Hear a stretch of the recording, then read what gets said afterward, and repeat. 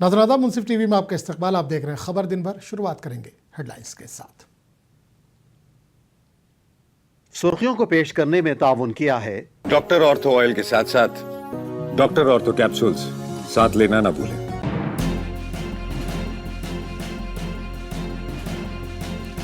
कांग्रेस ने अपने vote bank को मजबूत करने के लिए गैर कानूनी बांग्लादेशी मुहाजिरीन को आबाद किया। आसाम में एक रैली में पीएम मोदी का दावा।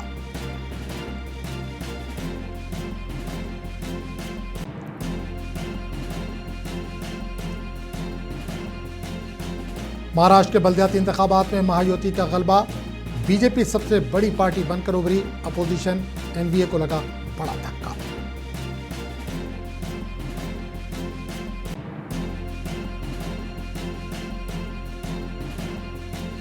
रेलवे की वजारत ने ट्रेन के किरायों में इजाफे का किया ऐलान।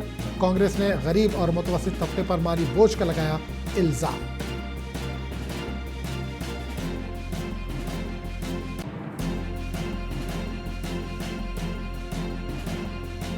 अरावली पहाड़ियों की नई तौसीफ के बाद जयपुर में कांग्रेस का एहतजाज। पहाड़ी सिलसिलों में माहौलियाती तवाज़ुन के बिगड़ने का जाहिर किया जा रहा है खदशा।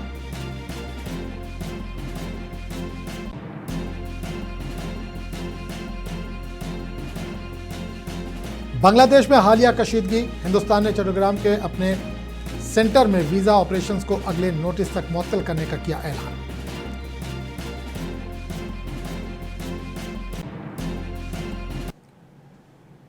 और अब खबरों की तफसील। सदर जमहूरिया द्रौपदी मुर्मू ने विकसित भारत रोजगार और आजीविका मिशन ग्रामीण वीबी रामजी बिल 2025 को अपनी मंजूरी दे दी है। नए कानून ने Mahatma Gandhi national rural employment guarantee act 2005 की जगह ले ली है, जिसमें देही घरानों के लिए उजरत रोजगार की कानूनी गारंटी को माली साल में 100 दिन से बढ़ाकर 125 दिन कर दिया गया है।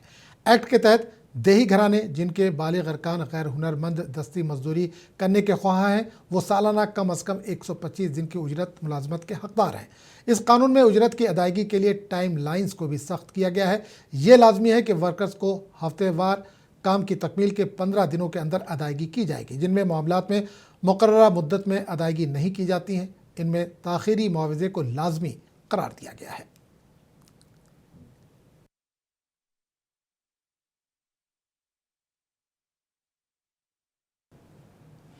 वज़ीर-ए-आज़म नरेंद्र मोदी ने गैर कानूनी बांग्लादेशी तारकीन वतन के मामले पर कांग्रेस पर शदीद तनकीद की और पार्टी पर इनको आबाद करने और तहफ़्फ़ुज़ फराहम करने का इल्ज़ाम लगाया। पीएम ने कहा कि बीजेपी की क़यादत वाली डबल इंजन हुकूमत आसाम में दहाइयों के नज़रअंदाज और पॉलिसी की नाकामियों को दुरुस्त कर रही है। आसाम के डिब्रूगढ़ में 10,000 करोड़ रुपए के प्रोजेक्ट का संग बुनियाद रखने के बाद एक रैली से खिताब करते हुए मोदी ने कहा कि कांग्रेस को आसाम और उसके लोगों की शिनाख्त से कोई सरोकार नहीं है, इसे सिर्फ इक़्तिदार अजीज है।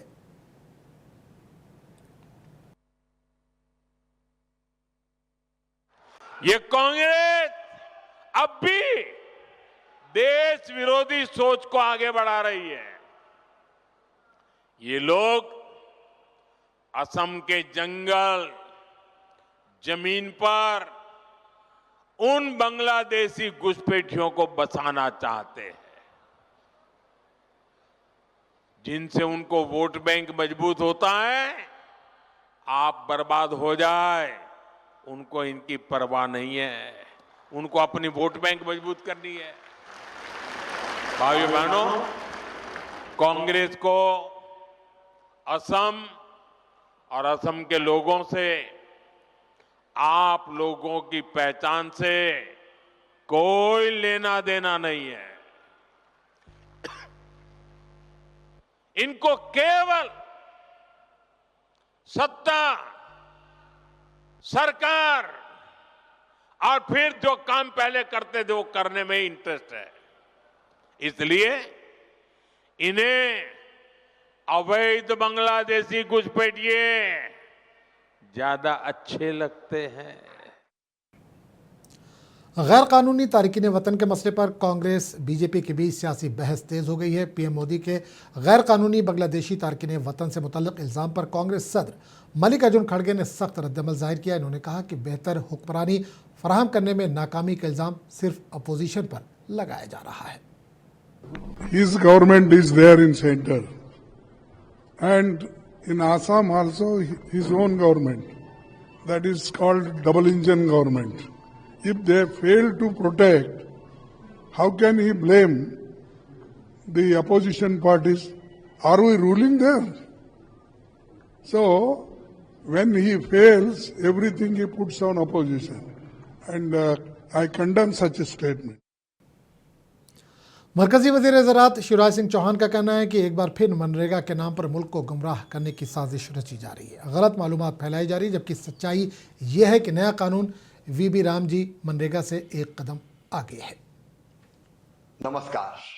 मनरेगा के नाम पर फिर एक बार देश को गुमराह करने की साजिश हो रही है, भ्रम फैलाए जा रहे हैं, जबकि सच्चाई यह है विकसित भारत जी राम जी योजना मनरेगा के आगे का कदम है। मजदूर भाइयों, 100 दिन की नहीं, अब 125 दिन काम की गारंटी है, कानूनी गारंटी। और काम नहीं तो बेरोजगारी भत्ते के प्रावधान को और सशक्त बनाया गया है। मजदूरी अगर देर से मिली तो अतिरिक्त राशि देने का प्रावधान है। और दूसरी तरफ एक विशाल धनराशि जो प्रस्तावित इसी साल है, वह 1,51,282 करोड़ रुपए से भी ज्यादा, ताकि रोजगार देने के लिए पर्याप्त पैसा हो और उस पैसे से गांव का संपूर्ण विकास हो। विकसित भारत के लिए विकसित गांव, स्वावलंबी गांव, गरीबी मुक्त रोजगार युक्त गांव बनाने के लिए जल संरक्षण, गांव में विकास के काम, इंफ्रास्ट्रक्चर के काम, आजीविका मूलक गतिविधियों के लिए काम और प्राकृतिक आपदा से बचाने के काम हाथ में लिए जाएंगे। बीजेपी महाराष्ट्र के शहर बलदियाती इंतखाबात में वाहिद सबसे बड़ी सियासी क़ुव्वत के तौर पर उभरी है, जिसने अब तक ऐलान करदा 256 नगर परिषदों में से 133 और रियासत भर में म्यूनसिपल काउंसिल्स की अक्सरियती नशिस्तें जीतकर महायुति इत्तेहाद के गलबे को मजबूत किया है। नताइज के मुताबिक बीजेपी ने 133 नगर परिषदें जीती हैं, जबकि इसके महायुति इत्तेहाद एकनाथ शिंदे की क़यादत वाली शिवसेना और अजित पवार की क़यादत वाली एनसीपी ने 46 और 35 नगर परिषद पर कामयाबी हासिल की है। इसके बरक्स महाविकास आघाड़ी यानी एमवीए ने कमज़ोर मुजाहरा किया, जिसमें कांग्रेस ने 35 नगर परिषद, शरद पवार की ज़ेर क़यादत एनसीपी 8 और उद्धव ठाकरे की ज़ेर क़यादत शिवसेना यानी यूबीटी ने 6 में कामयाबी हासिल की है। अब तक कुल 288 नगर परिषदों में से 256 के नताज का ऐलान किया जा चुका है। इन इंतखाबात में बीजेपी ने महायुति और महाराष्ट्र के अंदर अपनी सियासी पोजीशन को मजीद मुस्तहकम कर लिया, जबकि अपोजिशन कमज़ोर रही है और बलदियाती इंतखाबात में वापसी करने में नाकाम रही है।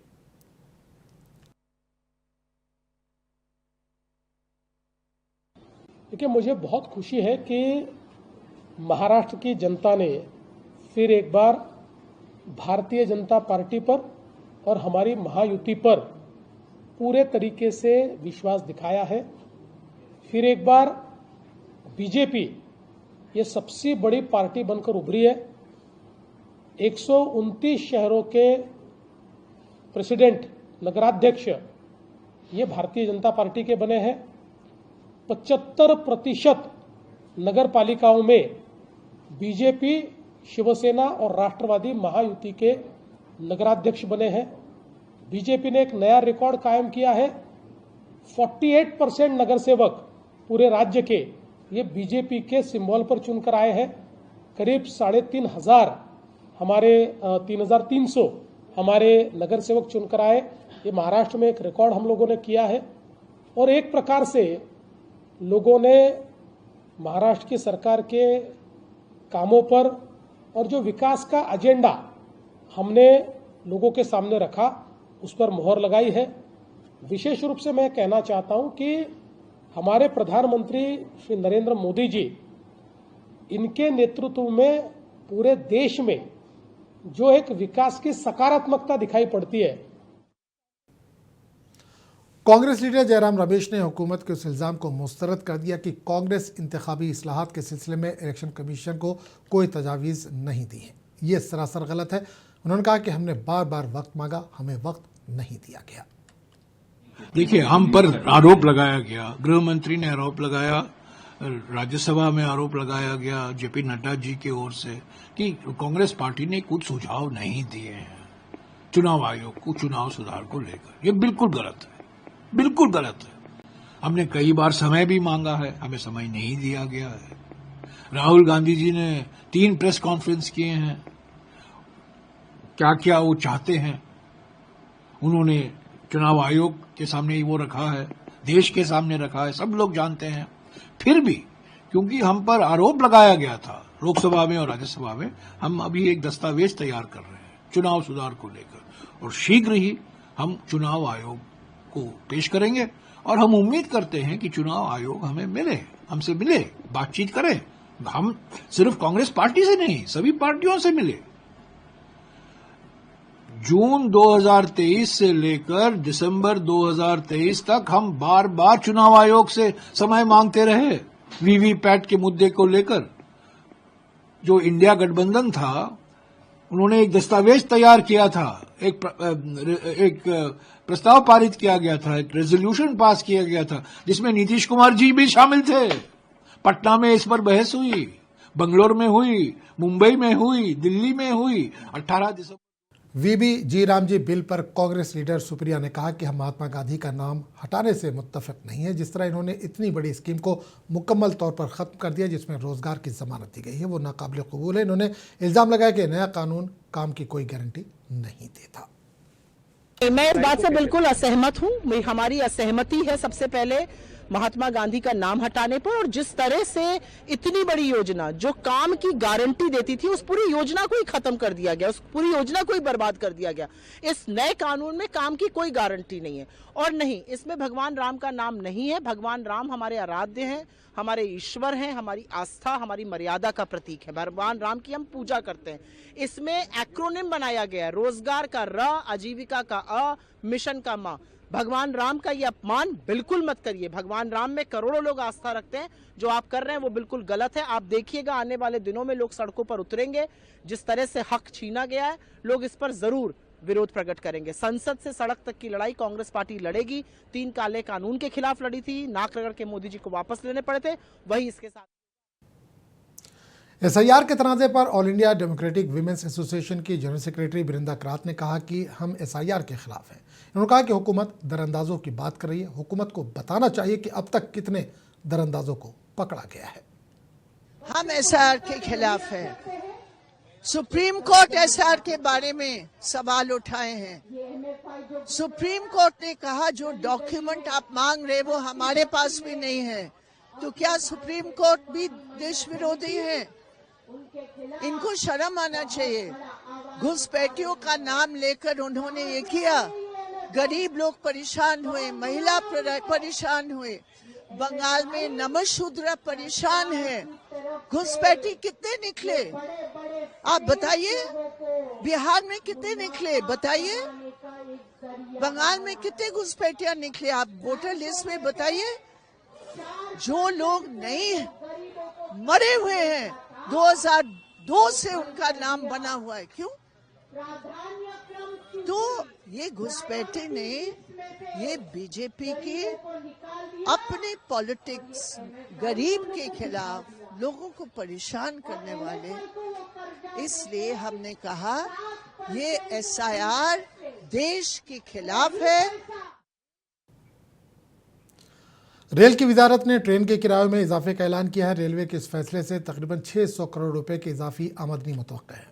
नजरसानी शुदा किराए के तहत 215 किलोमीटर से ज़्यादा के आम क्लास के सफ़र में किराए में 1 पैसे फ़ी किलोमीटर, मेल और एक्सप्रेस नॉन AC क्लासेस में 2 पैसे फ़ी किलोमीटर और AC क्लासेस में 2 पैसे फ़ी किलोमीटर का इजाफा होगा। नजरसानी शुदा किरायों का इतलाक 26 दिसंबर से होगा। इस साल वजारत रेलवे की तरफ से किरायों में ये दूसरा इजाफा है। नजरसानी शुदा किरायों के तहत नॉन AC कोचेस में 500 किलोमीटर का सफ़र करने वाले मुसाफिरों को इजाफी 10 रुपये अदा करने होंगे। 215 किलोमीटर तक के सफ़र के लिए आम क्लास के किरायों में कोई इजाफा नहीं होगा। इस फासले से आगे 1 पैसे फ़ी किलोमीटर का इजाफी चार्ज लागू होगा। वजारत ने एक बयान में कहा कि सब अर्बन और माहाना सीजन टिकट के किराए में कोई इजाफा नहीं किया गया है।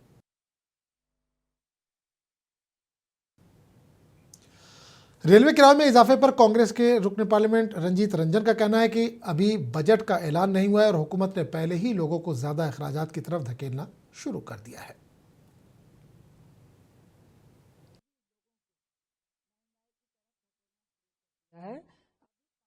किलोमीटर पे देखिए, इन्होंने अभी चुपचाप फैसला किया है। अभी बजट 1 महीने के बाद आने वाला है और इन्होंने पहले ही लोगों को महंगाई की तरफ धकेलना शुरू कर दिया है। अभी 500 किलोमीटर पे 10 रुपए यानी 1000 किलोमीटर पे 20 रुपए बढ़ गए हैं और लोग लंबे दूरी का सफर करते हैं और खासकर मिडिल क्लास और लोअर मिडिल क्लास। आपने लगभग 100 रुपए 200 रुपए लोगों के लंबे सफर में उनको चपत लगा दी है। दूसरा, मुझे लगता है कि हम लोग परेशान हैं। एक तरफ टोल अंधाधुन लोगों से वसूली कर रहा है, आप बाय रोड जाइए। दूसरी तरफ प्लेन का किराया 5000 का सीधा 30,000 हो रहा है। त्योहारों में तो आसमान छूते प्लेन के किराए हैं। दूसरी तरफ आप कह रहे थे कि भाई हवाई चप्पल वाला भी प्लेन से जाएगा, हवाई चप्पल वाले को आप रेलवे के किराए में भी बढ़ोतरी कर दिए हैं। तो इस देश का जो आम नागरिक है वो जाए तो कहाँ जाएगा? तो ये बहुत दुखद है कि इन्होंने आज ट्रेन का भी किराया बढ़ा दिया। कोई नई बात नहीं होगी कि हम लोग अगर सरकार से पूछेंगे कि ट्रेन का किराया क्यों बढ़ाया तो आरएसएस के सरबराह मोहन भागवत के हालिया बयान पर टीएमसी लीडर कुणाल घोष का कहना है कि हमारे ख्यालात मोहन भागवत के ख्यालात से मुताबिकत नहीं रखते। अगर वो बांग्लादेश के बारे में कुछ कहना चाहते तो उन्हें मरकजी हुकूमत से बात करनी चाहिए। इनके ऊपर ऐसे कोई पॉलिटिकल कमेंट नहीं होता है, लेकिन मोहन भागवत जी एक सीनियर एक्सपीरियंस्ड, उनका जो विचार है, उनका जो मार्ग है, हम लोग आइडियोलॉजिकली डिफर करते हैं। लेकिन अगर उसको कुछ कहना है बांग्लादेश के बारे में, उनको तो सेंट्रल गवर्नमेंट से बात करना चाहिए, क्योंकि वो तो उसका गवर्नमेंट है, भाजपा का गवर्नमेंट है और भाजपा का आत्मा है आरएसएस। तो ये बांग्लादेश में जो हो रहा है, हम लोग तृणमूल कांग्रेस की तरफ से कंडेम किया है, लेकिन ये अलग एक देश है, कंट्री है, वहां पर तो हम लोग कुछ नहीं कर सकता। वो तो सेंट्रल गवर्नमेंट का रिस्पॉन्सिबिलिटी है, जुरिस्डिक्शन है, बॉर्डर सेंट्रल गवर्नमेंट का हाथ पे है, फॉरेन मिनिस्ट्री सेंट्रल गवर्नमेंट के हाथ पे है, बॉर्डर ये बीएसएफ सेंट्रल गवर्नमेंट के हाथ का है, बॉर्डर तो स्टेट पुलिस का हाथ में नहीं है। तो कर्नाटक के बाद अब तेलंगाना में भी नफरत अंगेज तकारीर के खिलाफ कानून लाने का ऐलान किया गया है। वज़ीर आला रेवंत रेड्डी ने कहा कि आइंदा बजट इजलास में बिल पेश किया जाएगा ताकि रियासत में हेट स्पीच पर काबू पाया जा सके। ఈ మధ్య కాలంలోనే కర్ణాటక రాష్ట్రంలో కాంగ్రెస్ పార్టీ శాసనసభలో ప్రవేశపెట్టి ఇతర మతాలను కించపరిచే విధంగా, ఇతర మతస్థులను తక్కువ చేసే విధంగా మాట్లాడితే శిక్షించే విధంగా చట్టాన్ని సవరించిండ్రు. తొందరలోనే తెలంగాణ రాష్ట్రంలో కూడా బడ్జెట్ సమావేశాలలో ఆ చట్టాన్ని తీసుకొచ్చి అన్ని మతాలకు సమానమైన హక్కును, అధికారాన్ని, వాళ్ళ యొక్క మతాన్ని వాళ్ళు ఆచరించే స్వేచ్ఛను తెలంగాణ రాష్ట్ర ప్రభుత్వం అందిస్తుంది అని చెప్పి నేను ఈ अरावली पहाड़ियों की नई तोज़ी ने हरियाणा के गुरुग्राम से लेकर राजस्थान के उदयपुर तक मुजाहरों को जन्म दे दिया है। माहौलियाती कारकुनों को खदशा है कि तब्दील शुदा तोज़ी मुल्क के कदीम तरीन पहाड़ी सिलसिलों में से एक के माहौलियाती तवाज़ुन के लिए नुकसानदेह साबित हो सकती है। कानकनी, तामीरात और तिजारती सरगर्मियों के हौसला अफजाई कर सकती है। इस तरह अरावली सिलसिले की कुदरती खूबसूरती को तबाह करने का खतरा बढ़ सकता है। इस मामले पर जयपुर में कांग्रेस कारकुनों ने भी एहतजाज किया।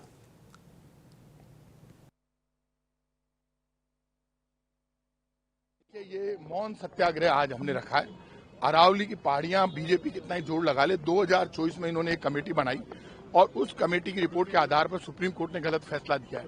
वो फैसला किसी भी कीमत पर मंजूर नहीं किया जा सकता और लगातार ये आंदोलन जारी रहेगा। आज हम 45 मिनट का अभी यहाँ सत्याग्रह करेंगे और इसके बाद बीजेपी वालों को जगह नहीं मिलेगी। आज जिन नेताओं ने प्रेस कॉन्फ्रेंस की, उनको मेरी चुनौती है, मुख्यमंत्री भजनलाल जी को लेकर अरावली में जाओ और जाके खोद के बता दो। शर्म नहीं आती? कभी पंडित नेहरू का नाम लेते हैं, महात्मा गांधी का नाम लेते हैं। कर्म तुमने किए, पाप तुमने किया है और ये जो तुम्हारे पाप है ये तुम्हारे माथे आएंगे। जनता छोड़ेगी नहीं, ना जनता भूली है। अभी ये तो शुरुआत है। आज तो मौन सत्याग्रह रखा है, उसके बाद देखना आगे आगे होता है क्या। बीजेपी वाले आगे आगे दौड़ेंगे और राजस्थान की जनता पीछे पीछे दौड़ेगी, लेकिन अरावली को नुकसान। राजस्थान के साबिक वज़ीर-ए-आला अशोक गहलोत ने अरावली पहाड़ियों के मामले पर बीजेपी की ज़ेर क़यादत रियासती और मरकजी हुकूमत पर सख्त हमला बोला। गहलोत ने बीजेपी पर इल्ज़ाम लगाया कि वो अरावली रेंज के तहफ़्फ़ुज़ात को कम करके राजस्थान के मुस्तक़बिल को ख़तरे में डालने की कोशिश कर रही है। अरावली को लेके जो फैसला आया सुप्रीम कोर्ट का वो दुर्भाग्यपूर्ण है, क्योंकि जिस प्रकार से 2010 के अंदर एफिडेविट दिया गया था 16 फरवरी को, 3 दिन में ही 19 तारीख को ही 2010 को सुप्रीम कोर्ट ने उनको खारिज कर दिया, जो 100 मीटर की रेंज में माना गया था अरावली को। उसके बाद में क्या जरूरत पड़ी कि 2024 के अंदर उसी परिभाषा को जो खारिज हो चुकी थी सुप्रीम कोर्ट में, स्टेट गवर्नमेंट की सिफारिश पर, भाजपा की स्टेट गवर्नमेंट की सिफारिश पर केंद्र सरकार ने उसी को पैरवी के लिए सुप्रीम कोर्ट में ले गए। दुर्भाग्य से सुप्रीम कोर्ट ने उसको एक्सेप्ट कर लिया और हाहाकार मचा हुआ सब जगह, क्योंकि अगर अरावली नहीं बचेगी तो आप सोच सकते हो कि उसके परिणाम क्या होंगे वर्तमान पीढ़ी के लिए भी, आने वाली पीढ़ियों के लिए भी। राजस्थान के वज़ीर-ए-आला भजन लाल शर्मा ने OTS ऑडिटोरियम जयपुर में लखपति दीदी के प्रोग्राम में शिरकत की। इस मौके पर भजन लाल शर्मा ने अपनी हुकूमत की कामयाबियों का जिक्र किया और कहा कि हुकूमत ख्वातीन को बाइख्तियार बनाने के लिए काम कर रही है। इस प्रोग्राम में राजस्थान के नए वज़ीर-ए-आला दिया कुमारी भी मौजूद थी।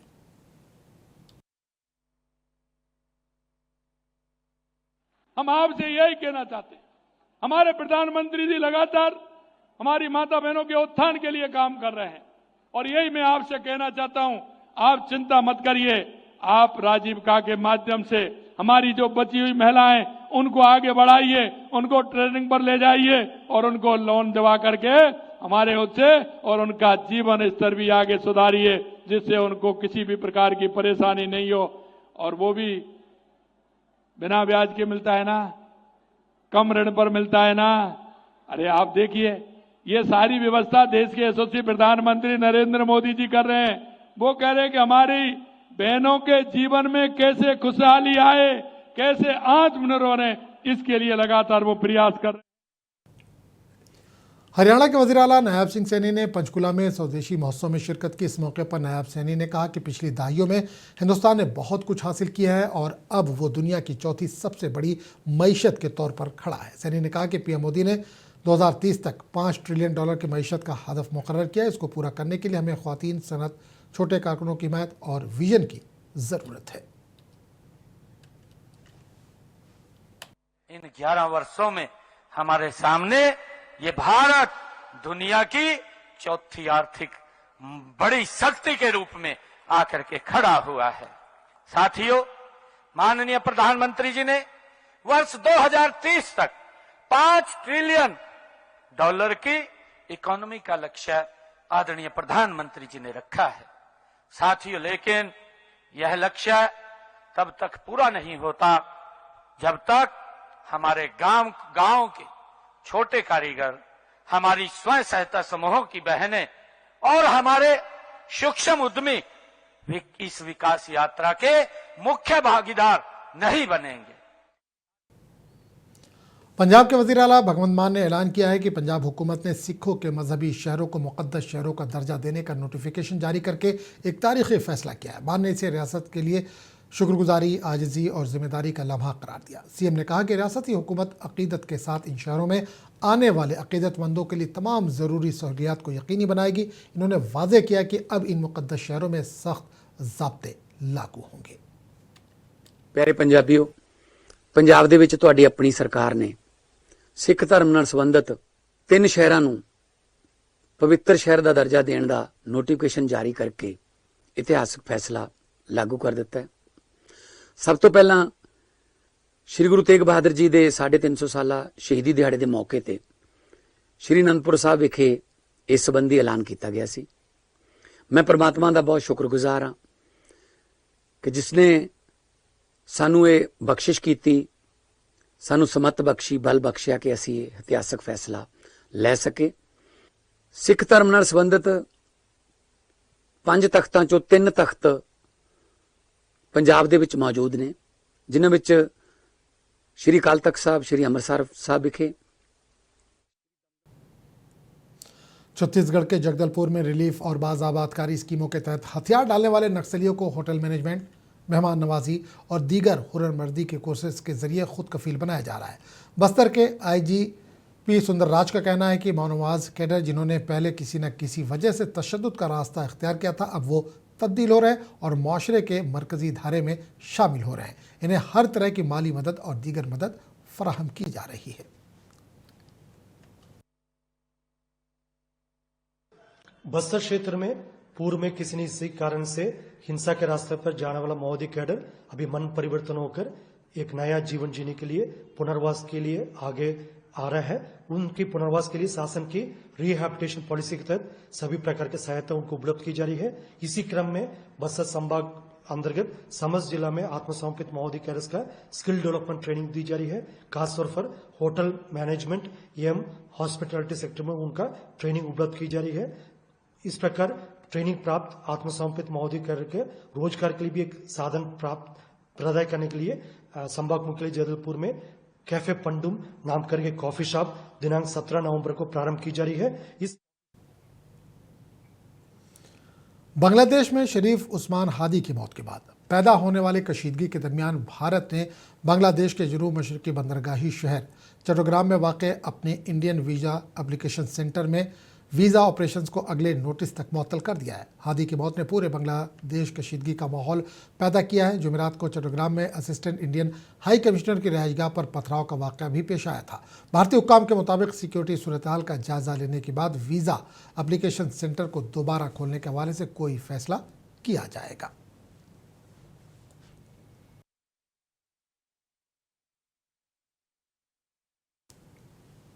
तो इस बुलेटिन में फिलहाल इतना ही। अगले बुलेटिन में आपसे फिर मुलाकात होगी, तब तक के लिए इजाज़त दीजिए।